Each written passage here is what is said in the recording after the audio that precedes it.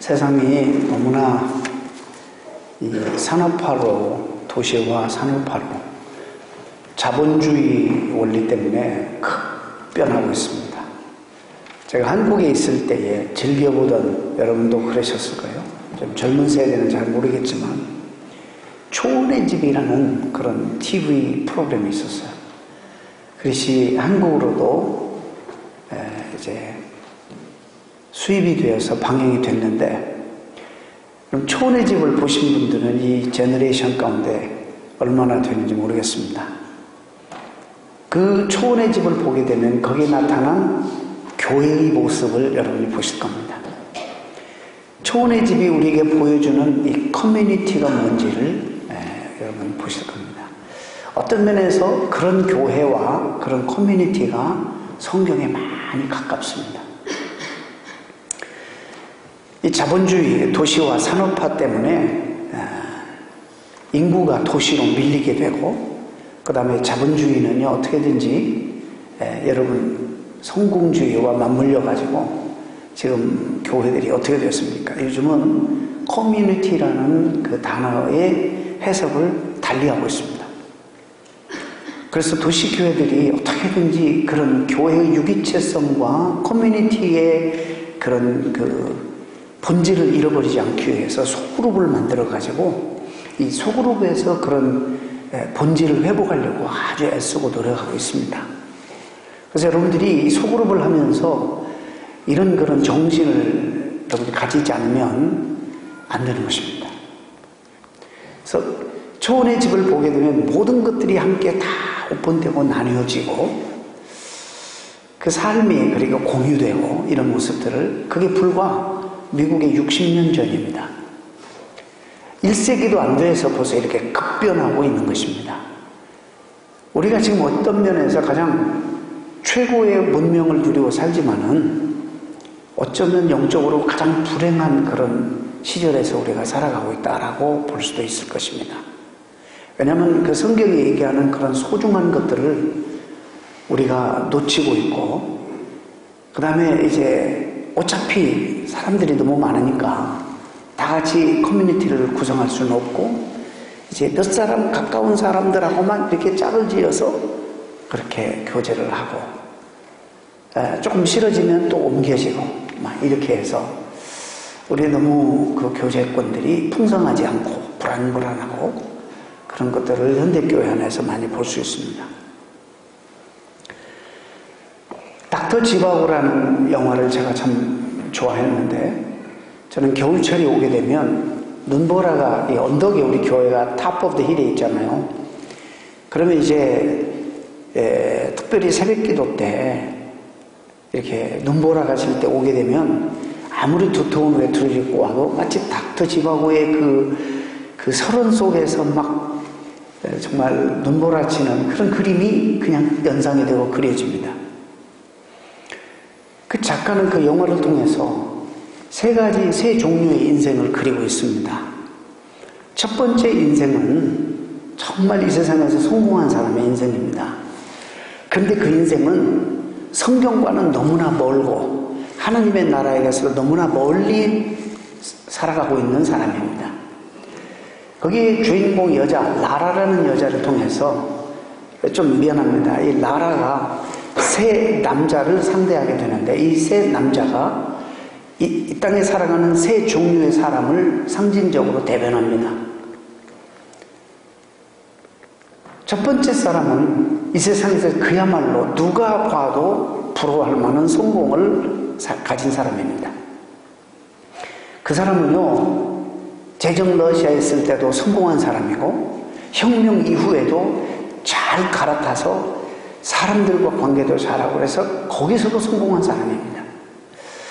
라라의 어머니 정부예요. 그 남자가 백작 출신인데, 그런데 어느 날 자기 어머니가 그 파티에 가야 되는데 앓고 누워서 어머니가 가지 못하고 이 라라라는 딸이 갑니다. 이 딸이 가는데 이 남자는 자기가 하고 싶은 건 다 하고, 집념이 강해서 가지고 싶은 것은 다 가지고, 이루고 싶은 것은 성실하게 다 해서 어떻게든지 이루는 남자입니다. 아니, 그런데 자기 어머니의 정부인데 라라가 파티를 가는데 어떻게 이 여자를 꼬셨는지 이 딸을 또 그냥 설득해가지고 딸과 눈이 맞아가지고 그 남자하고 살게 됩니다.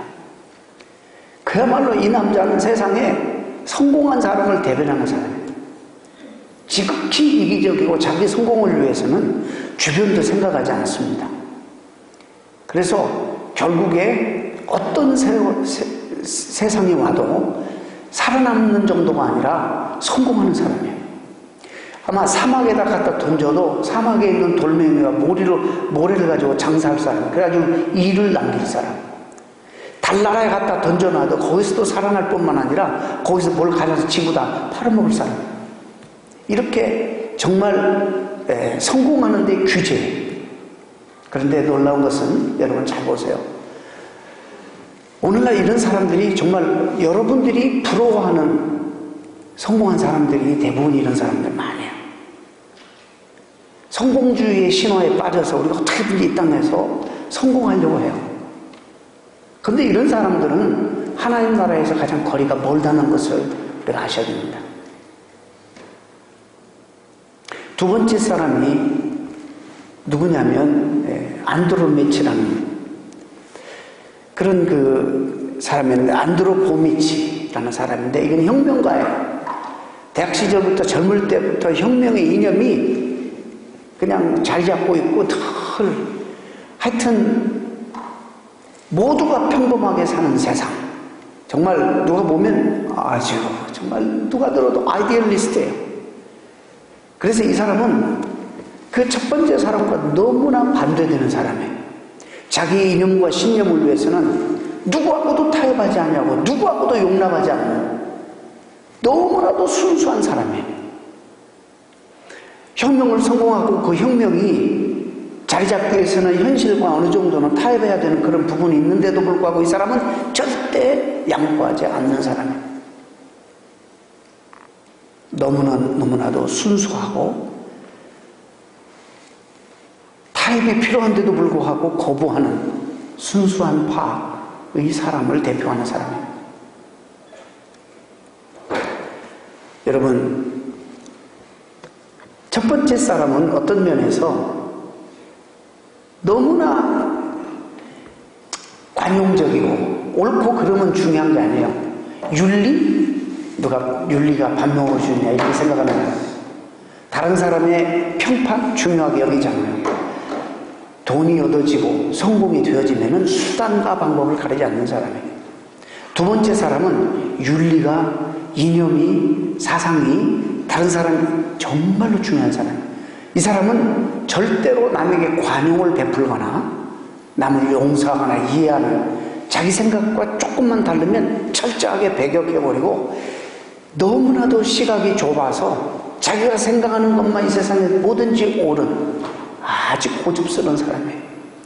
이 두 사람들은 너무나 성격이 큰 대비를 이루어죠. 라라가 세 번째 사람을 만납니다. 이 사람이 바로 닥터 유리지바고입니다. 이 사람은 의사입니다.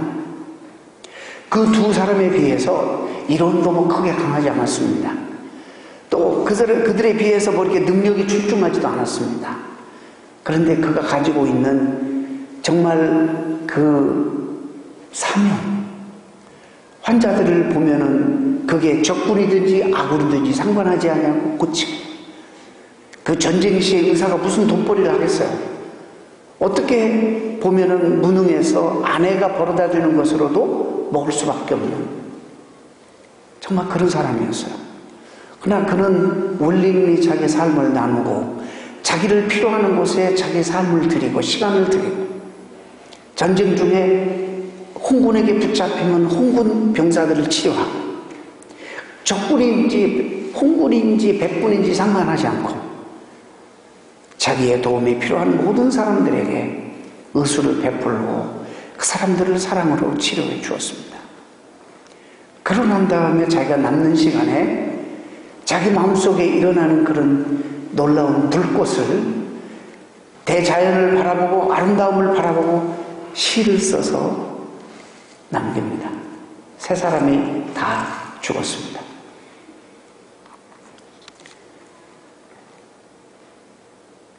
그렇게 이 세상에 성공하고 모든 사람이 오늘날 정말 그렇게도 꿈을 꾸고 부러워하는 사람, 그 모든 것을 가진 이 사람이 죽었는데 죽으니까 남는 게 아무것도 없습니다. 이것이 허무한 인생입니다. 이것이 여러분들이 그토록 사모하고 꿈꾸는 성공주의의 결말입니다. 이것은 정말 인간이 허무하고 아무것도 아니라는 것을 보여주는 대표적인 그런 신뢰입니다. 그 무덤은 쓸쓸하게 아무것도 가져가지 못하고 쓸쓸하게 무덤이 묻혀있습니다. 어느 누구도 그걸 기억하는 사람이 없습니다. 두 번째 사람도 죽었습니다. 그가 그렇게 주장했던 건 아무것도 아니었습니다. 어떤 아주 특정한 사람들에게만 그것이 의미가 있었지 아무런 의미가 없었습니다. 그도 죽고 난 다음에 그냥 아무것도 남지 않고 무덤만 남게 되었습니다. 그런데 닥터 지바고가 죽었습니다. 유리 지바고가 죽으니까 그를 통해서 은혜를 입었던 사람, 그의 삶에 영향을 받았던, 사랑을 받았던 많은 사람들이 그를 기억합니다. 특별히 그가 쓴 은혜로운 시에 감동을 받은 사람들이 하루에도 수천 명씩 그 무덤을 방문해서 고마움을 전달하고 아쉬워하고 그 삶을 기립니다. 저는 이 세 번째 유리 지바고가 미셔널 라이프를 산 사람이라고 봅니다. 작가가 바로 이런 것들을 오래전에 이미 그렸습니다. 우리는 정말 속지 말아야 됩니다. 내 인생을 어떻게 남은 생애를 투자하며 살까? 이 세상에 다들 그리 달려가니까 성공주의에 편승해서 정말 누가 다치든지 말든지 상관없이 정말 나는 그것을 쟁취하고 이루어야만 되는 건가? 어떻게든지 성공을 이루어야만 되겠다. 결국에 남는 게 뭐가 있겠습니까? 그런 사람들 옆에 무슨 선한 영향력을 사람들이 받겠습니까? 우리가 한번 진지하게 오늘 한번 우리 인생을 반추해보는 시간이 되었으면 좋겠습니다. 그는 유리지바고는 조용하고 평범하게 산 사람입니다. 그러나 그 속에는 아무도 끌 수 없는 뜨거운 은혜의 불씨가 있었습니다. 그 불씨는 그로 하여금 그런 삶을 살게 하고 나누게 되고 또 그것을 시로 후대에 남기게 되었습니다. 여러분, 그 영향력이라는 것은 말로 다 할 수가 없었습니다. 끌 수 없는 그 뜨거운 은혜의 불씨, 사람들의 심령 속마다 전달이 되게 되었습니다. 그 불씨를 받은 사람은 다시 동일한 그 불씨들이 심령 속에 담겨지고 타오르게 되었습니다. 이 작품은 하나님의 은혜를 입고 산 그런 한 사람의 모습을 잘 설명해 주는, 저는 그래서 훌륭한 작품이라고 생각합니다. 하나님께서 우리에게 두 가지 은혜를 주십니다. 하나는 우리를 구원하시는 은혜. 이 은혜는 우리의 어떤 선행이나 우리의 행위에 따라 주어지는 것이 아니라 하나님이 단순히 우리를 사랑하시는 그분의 사랑과 섭리에 의해서 주어지는 하나님의 선물입니다.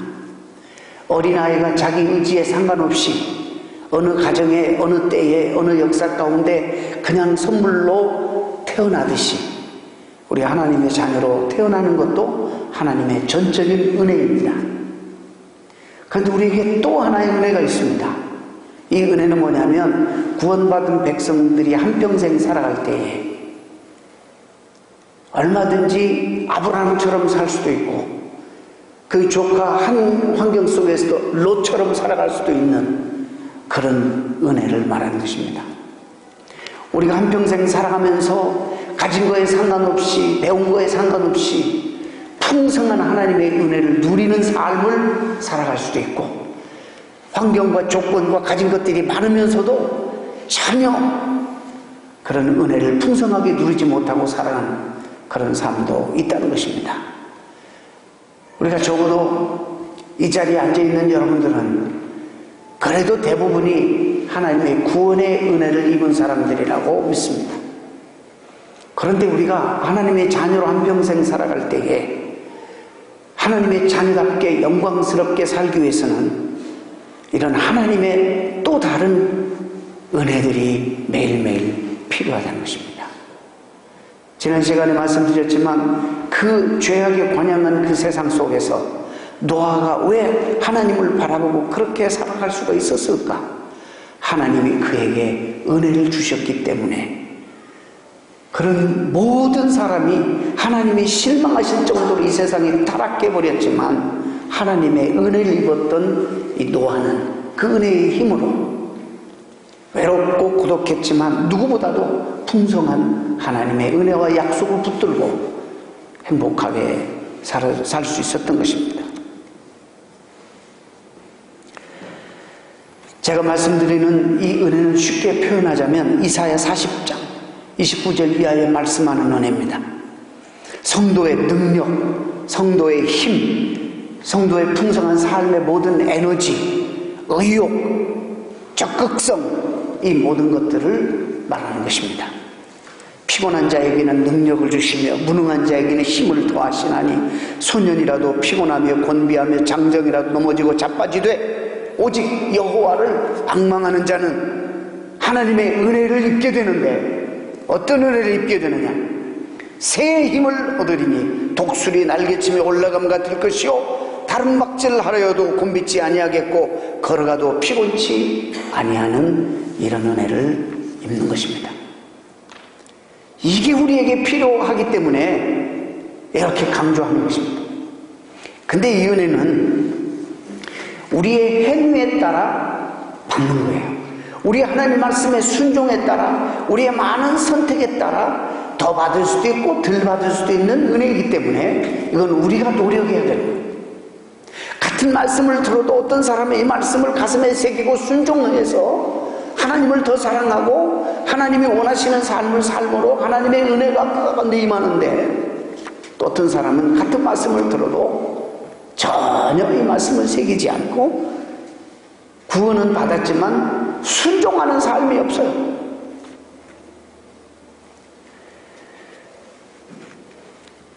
자기의 선택에 의해서 롯은 정말 눈에 보이는 세상 사람들이 부러워하는 풍요로운 땅을 선택했어요. 아브라함은 버려진 땅이지만 하나님의 은혜의 소중함을 알고 하나님의 언약을 선택하고 은혜의 소중함을 알고 어떤 면에서 그 순간에는 아브라함은 버려진 거예요. 소돔은 좋은 조건의 땅을 차지하고 네가 우하면 나는 좌하고 네가 좌하면 나는 우하리라 했더니 롯이 선택한 것은 기름지고 아름다운 땅을 선택해서 갔어요. 그들은 스스로 하나님의 은혜와 멀어지는 장소를 선택하여 떠났고 다른 하나는 우선 눈에 보이는 것은 불리하고 연약하고 궁색했지만은 하나님의 은혜의 자리에 그가 남아있었습니다.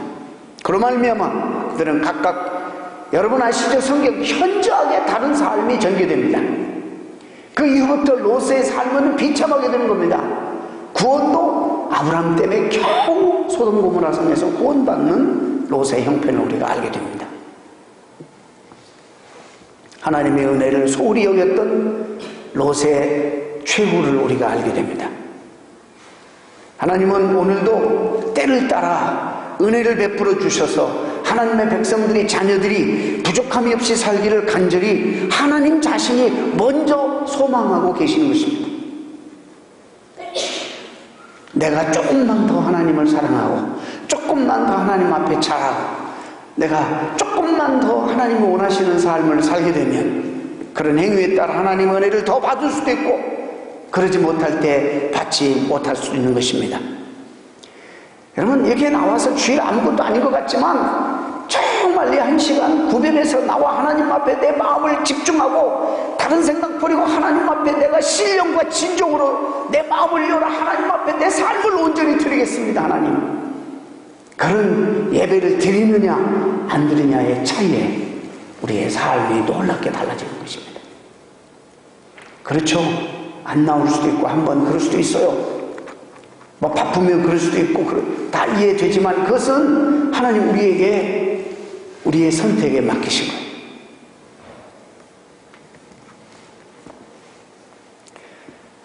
우리의 죄악과 잘못된 것을 고치고 하나님 앞에 나아가 잘못했다고 회개할 때 은혜가 되고 하나님 말씀 앞에 내가 지킬 수 있고 순종할 수 있는 것부터 내가 조금씩 순종할 때에 이것이 우리에게 은혜가 되는 것입니다.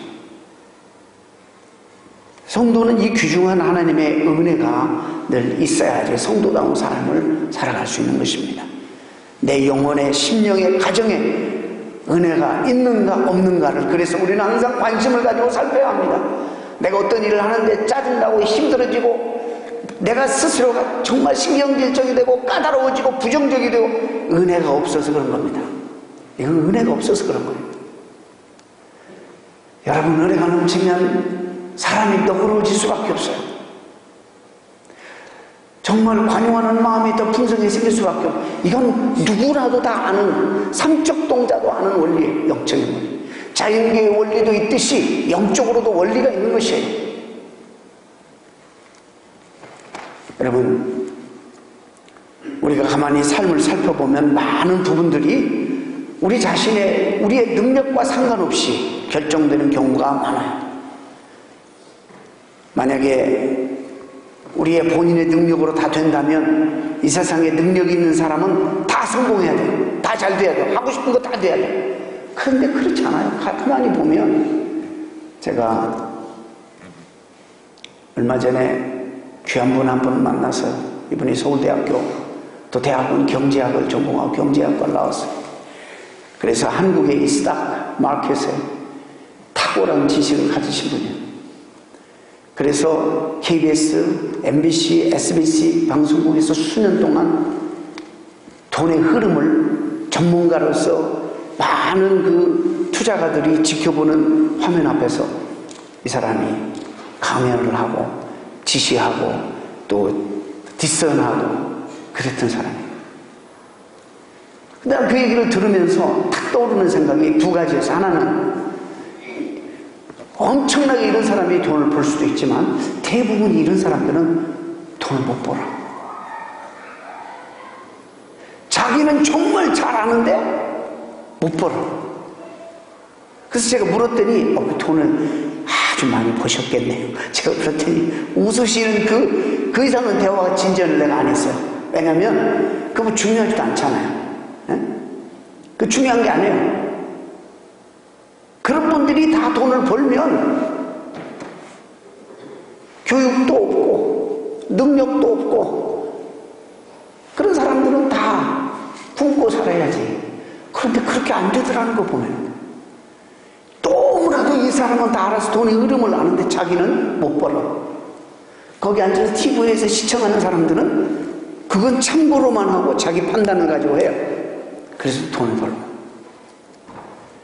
우리 능력대로 다 안 된다는 거예요. 그게 억울해하시죠? 그럼 억울해하실 거예요.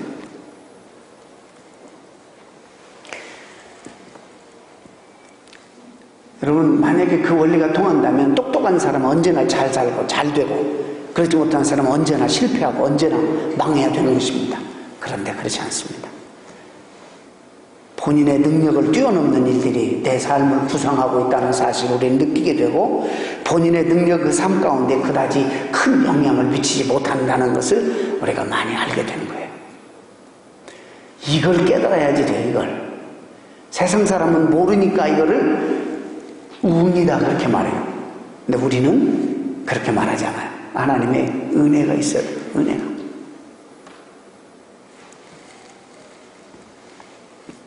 그래서 그런 사람들 어떤 일에 기대하지 않았는데 큰 노력 없었는데 정말 어떤 일에 막 인생에 살다가 정말로 남이 부러워할 만한 것들이 터지고 이러면 사람들이 찾아와서 물어요. 어떻게 그렇게 하셨어요? 자기 능력이 없는데 능력 바뀌거든. Beyond his capability, ability. 그러면 그 사람 뭐라고 하냐면 하나님의 은혜입니다. 이렇게 말하잖아요. 하나님의 은혜요. 좀 더 깊이 가볼까요? 아직도 오거리를 못 하시는 분이 계시면 디트로이트가 제가 처음에 목회 시작할 때 전 미국에서 이번 기회에 지금 여러분에게 하나 홍보를 합니다. 여러분 뉴스를 보시고 신문을 보시면 아시겠지만 라체스터 힐스가 미국 안에 10,000개가 넘는 도시 가운데 살기 좋은 9번째로 뽑혔습니다. 우리가 거기서 지금 살고 있어요. 노스빌도 아니고 애나보다 저 29번인가 30번으로 밀리고 라체스터 힐스가 9번이에요. 제가 어느 집사님 신방을 갔는데 어느 분이 야 우리가 이런 데서 산다 그러면서 핸드폰으로 그 리스트를 보여주는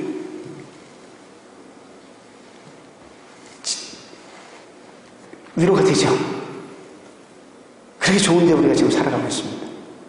그건 아마도 제가 잘 몰라요. 옛날에 제가 비행기 타면서 그 타임 매거진에 있어서 보니까 가끔 가장 살기 좋은 도시에 대해서 나오는데 워터, 수월, pollution, air pollution, 그 다음에 education 이 모든 것들을 다 종합해서 살기 좋은 기후. 기후는 여기가 그런데도 다른 게 탁월했겠죠. 조지아가 아니고 라체스터 힐스가 9번째요. 이야.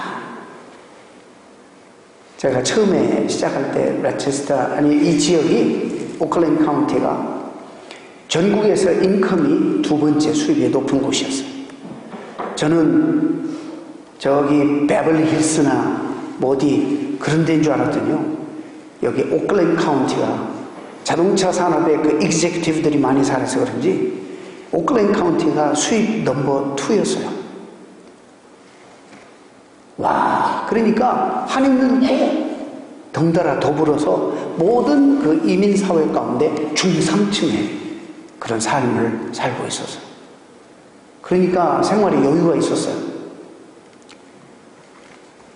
근데 어떤 사람이 와가지고 그러는 거예요.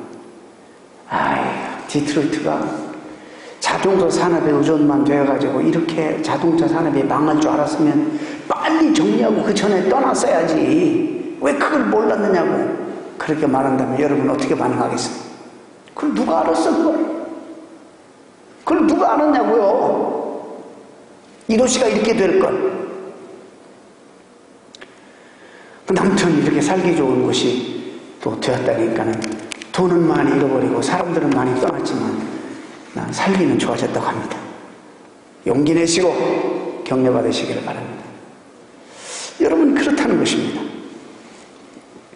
인생이 막 승승장구 잘 나가는데 이제는 남부를 곳이 없는데 어느 날 갑자기 찾아온 질병이 이 사람을 넘어뜨리는 거예요. 누가 알았겠어요? 이거 누가 컨트롤하는 거예요? 근데 알고 보니까 이 사람이 건강이라면 늘 젊을 때부터 신경 쓰고 먹는 거, 엑서사이즈 누구보다도 열심히 한 사람이었다면 누가 알겠어요 그거를? 여러분 우리의 노력 최선을 다해야 되지만 우리의 노력 밖에 우리가 핸들할 수 없고 조정할 수 없는 인생의 삶속 너무나 많다는 우리 인생이 나 안에 내 능력밖에 어떤 다른 것들로 인해서 구성되어 있다는 내 인생이 그렇게 간다는 것을 여러분 아셔야 돼요. 인정하세요? 하나님의 은혜가 있어야 돼요. 하나님의 은혜가 있어요.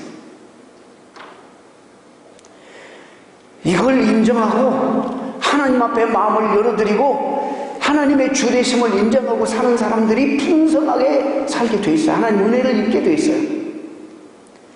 우리 성도들이 좀 그렇게 하나님의 은혜를 입고 풍성하게 사는 성도들이 되었으면 참 좋겠다는 생각입니다. 우리에게는 하나님의 은혜가 절대적으로 필요합니다. 모든 게 다 갖추어지고 모든 게 있어도 그 은혜가 없으면 가진 게 아무것도 없는 거예요. 우리는. 그러나 부족하고 연약하지만 하나님의 은혜가 날마다 우리에게 머물러 있다면 우리는 모든 것을 다 가진 것이에요. 다윗이 그렇게 해서 고백하잖아요. 내가 여호와는 나의 목자시니 부족함이 없다고 고백해요. 그가 가장 부족함이 많을 때 그렇게 고백하는 거예요. 하나님의 은혜가 그에게 있기 때문이죠. 다윗은 하나님이여 나는 어디 가도 살 수 있사오니 은혜만을 내게서 거두지 마세요. 내가 사막에 있든지 사막의 음침한 골짜기에 있든지 어디에 있든지 하나님의 은혜만 나에게 있으면 나는 살 수 있습니다 라고 고백하는 거예요. 시편에서. 어디 살아도 나는 사는 거 어렵지 않아요. 그런데 하나님의 은혜가 떠나면 나는 아무 데서도 살 수가 없어요. 지금 시편에서 다윗이 계속 그걸 고백하는 거예요. 그래서 그는 늘 하나님의 은혜를 사모하며 그 은혜 속에 살면서 어떤 환경과 상황 속에서도 변함없이 주님의 은혜를 사모하고 주님을 사랑했고 같은 모습으로 주님을 한결같은 마음으로 섬기고 충성을 다한 것입니다. 말씀드렸지만 자연에 우리가 일반 어떤 법칙 있잖아요. 마찬가지로 영적인 법칙도 있는 것입니다. 하나님께서 공급하시는 이 은혜, 생명의 은혜들이 있어야지 성도들은 살아갈 수 있는 것입니다. 하나님의 은혜를 떠난 인생은 아무리 좋은 것을 가져도 결국에 허무밖에 없다는 사실을 아셔야 합니다. 오늘 현대인들은 누리는 풍족함 때문에 오히려 하나님을 멀리하고 있고 떠나고 있다는 사실이 안타까운 것입니다. 자꾸 은혜 없이 살려고 합니다. 여러분, 인간이 돌보지 않으면 생태계가 어떻게 되죠? 요즘 어떻게 돼요? 생태계가 우리가 이기적이어서 생태계에 이제 자꾸 마지막을 보고 있고 파괴되고 있습니다. 하나님이 우리를 은혜로 돌보지 아니하시면 여러분 어떻게 되겠습니까? 생태의 마지막처럼 우리 인간의 마지막은 하나님의 은혜가 떠나는 것입니다.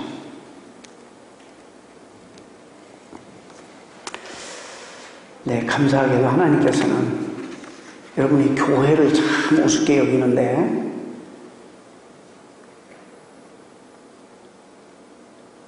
이 은혜를 받을 수 있는 장소를 하나님이 허락해 주셨어요.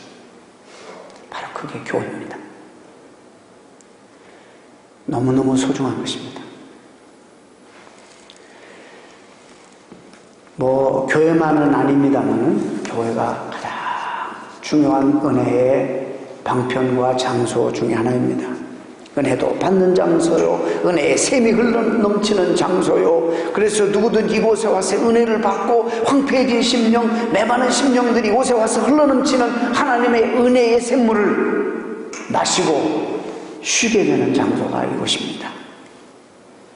교회를 어떻게 정의하죠? 두 가지 보좌라고 정의합니다. 첫째는 영광의 보좌요, 둘째는 은혜의 보좌라 이렇게 말합니다. 하나님을 기쁘시게 하는 것이라는 뜻이고, 은혜의 보좌는 하나님으로부터 은혜가 내려진다는 것이라는 뜻입니다.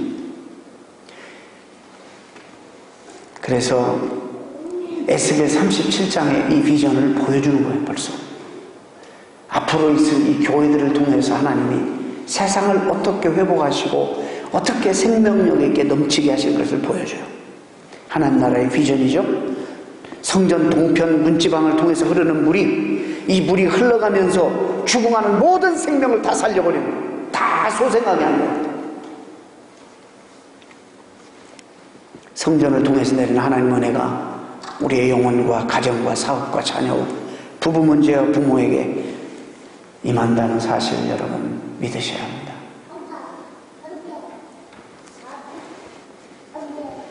그래서 여러분 사모하는 마음으로 이것을 찾으실 수 있기를 바랍니다. 누구 만나고 교제하고도 참 좋아요. 그러나 하나님을 만나고 그 은혜를 사모하는 마음으로 자리를 찾으셔야 됩니다. 세상의 다른 관계 다 남는 거 없어요. 지금 너무 내 삶이 허탈하니까 그러고 다니는 거예요. 여러분 하나님 앞에 더 집중하시면 내 심령 속에 채워지기 때문에 허탈하지 않습니다. 언제나 은혜가 있는 곳과 은혜가 없는 곳을 가려서 찾아다니시기를 바랍니다. 주님 앞에 나오면 언제나 은혜를 받습니다. 죄인이 숨을 곳은 예루살렘, 즉 오늘날 교회밖에 없습니다. 부족한 사람들이 있을 곳은 교회입니다. 이 세상의 어떤 것도 어느 누구도 여러분을 끝까지 보호해 주지 못합니다. 하나님만 우리를 보호해 주시는 피난처가 되신다는 사실, 안식처가 되신다는 사실을 여러분 잊지 마시기 바랍니다. 교회에 나오면 언제나 은혜를 받게 되어 있습니다. 망할 사람도 복을 받고, 안 되던 분들도 교회 생활 잘하면 잘 되고, 하나님께 흘러넘치는 은혜를 받으셔서, 자, 제가 지금 기복신앙 얘기하는 게 아니에요. 이제부터 이제 왜 이 은혜를 주시느냐.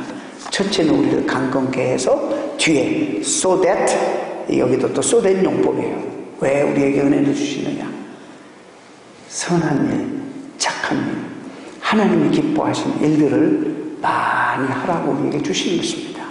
유리집하고가 어떻게 그런 삶을 살아요? 어떻게? 하나님의 은혜가 있기 때문에, 하나님 기뻐하시는 일이고, 하나님이 주시는 그 은혜의 불꽃이 그의 활활 타오르고 있기 때문에 그 삶을 나눠서 하나님의 은혜를 누구에게든지 차별하지 아니하고 그렇게 나누는 삶을 살게 된 것입니다. 저와 여러분은 밖으로 보면, 겉으로 보면 아주 평범한 사람들 아닙니까? 다를 게 하나도 없습니다. 평범한 자기 자리에 한 아내의 남편으로, 한 남편의 아내로, 한 가족의 가장으로, 아빠로, 엄마로, 또 교회의 성도로, 소박한 평인으로, 직장의 직장인으로 우리가 열심히 살아가는 그런 평범한 사람들. 그러나 저와 여러분 속에 우리가 가져야 되는 것은 아무도 끌 수 없는, 꺼지지 않는 하나님의 은혜의 불씨가 있어야 되는 것입니다. 하나님 왜 나를 아직까지 살게 해주시는가? 하나님 왜 나를 이 순간까지 이런 은혜와 복을 주시는가? 그래서 우리는 절대로 하나님 은혜의 최종 수혜자가 되어서는 안 됩니다. 이건 저주입니다. 나를 통해서 이런 귀한 것들이 다른 사람들에게 흘러넘쳐 가도록 우리는 하나님 앞에 통로로 쓰임받아야 됩니다. 그러면 계속적으로 하나님은 우리에게 이런 은혜를 쉼없이 쏟아부어 주실 것입니다. 마치 겉으로는 별로 그렇게 보이지 않지만 빵 속에 있는 누룩처럼 보이지 않게 번져 부풀게 하는 생명력 넘치는 능력이 저와 여러분의 마음속에 신앙의 불꽃으로, 능력의 불꽃으로 타오르기를 간절히 원합니다. 이 은혜는 내가 순종하는 삶을 사느냐 아니냐에 따라서 많이 받을 수도 있고 못 받을 수도 있고 이런 은혜인 것을 다시 한번 여러분 명심하시면서